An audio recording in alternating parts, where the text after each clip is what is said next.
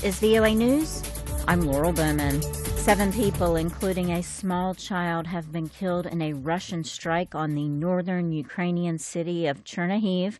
Roughly 117 people were wounded in the attack, according to the city's acting mayor. U.S. President Joe Biden and the leaders of Japan and South Korea hailed a new chapter of close three-way security cooperation as the Asian allies join a first-of-a-kind summit that has already rattled China. More on their meeting from VOA's Patsy Widakuswara. Friday's summit, hosted by President Joe Biden at the U.S. Presidential Retreat Camp David, resulted in a series of defense pledges by Washington, Tokyo, and Seoul, including a commitment to consult with one another during a regional crisis.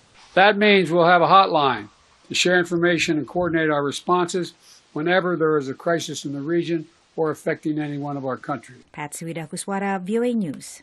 Planning is underway for a possible U.S. military evacuation from Niger, even though a top U.S. general says any final decision is still weeks away. More from VOA's national security correspondent, Jeff Zeldin.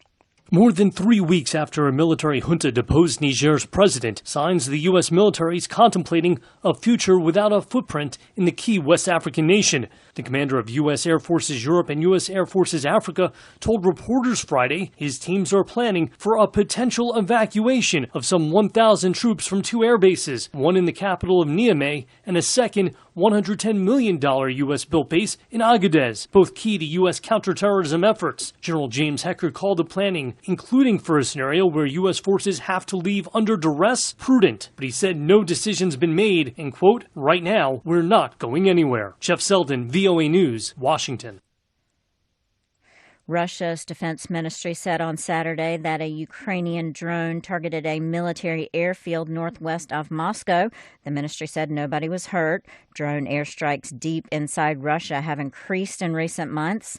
Russia destroyed a Ukrainian drone in the Belgorod region. That's what Interfax news agency cited Russia's defense ministry as saying on Saturday. Thousands of British Columbia residents were on high evacuation alert on Saturday after rapidly intensifying wildfires forced the western Canadian province to declare a state of emergency.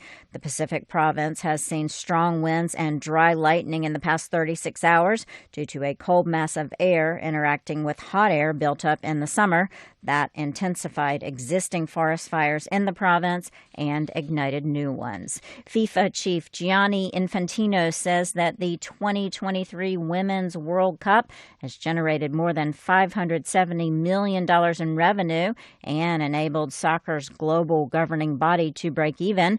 Reuters correspondent Francis McGuire reports. Infantino called the event the best and greatest and biggest Women's World Cup. In a typically combative speech, he further said the tournament's success had backed up FIFA's decision to raise the prize money and to host it in Australia and New Zealand. Infantino also said it justified the decision to expand the competition to 32 teams from a previous total of 24. We generated the second highest income of any sport besides, of course, the men World Cup at global stage. More than $500 million.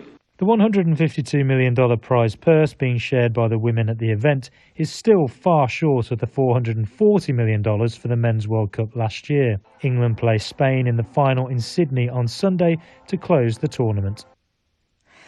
And here's the U.S. state of Hawaii's Governor Josh Green on those devastating wildfires on Maui Island. The scope of the devastation on Maui is difficult to express in words. More than 2,200 buildings have been destroyed, and another 500 have been damaged at an estimated cost of nearly $6 billion. There are now 470 search and rescue workers and 40 search dogs combing through the hundreds of burned buildings. The World Health Organization and the U.S. Centers for Disease Control and Prevention are tracking a new, highly mutated lineage of the virus that causes COVID-19. 6 cases in 4 countries have been detected since late July. For more stories, please check us out online at voanews.com. I'm Laurel Bowman for VOA News.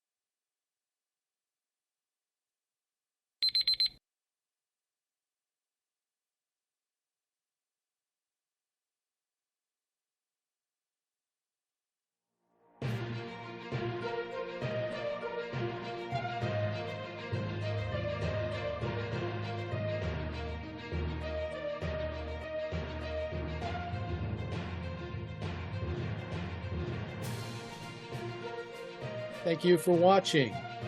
Can you do me a favor? Please leave a comment in the comments section below. That would really help. Thank you, and see you again soon.